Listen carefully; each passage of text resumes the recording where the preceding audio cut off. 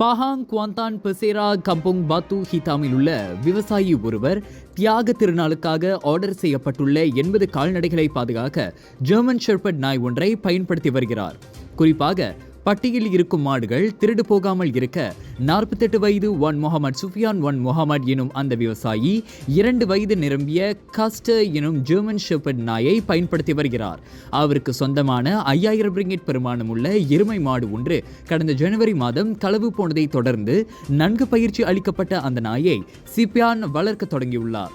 2 அல்லது 4 கொண்ட கும்பலாக செயல்படும் திருடர்கள் இரவு நேரங்களில் கால்நடைகளை பிடிக்க ஈட்டிகளை பயன்படுத்துகிறார்கள் என சுஃபியான் சொன்னார்.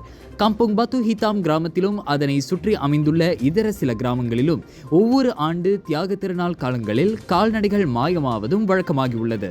அதனால் இவ்வாண்டு அதுபோன்ற திருட்டை தடுக்க தாம் அந்நடவடிக்கையை எடுத்துள்ளதாகவும் சுஃபியான் தெளிவுபடுத்தினார்.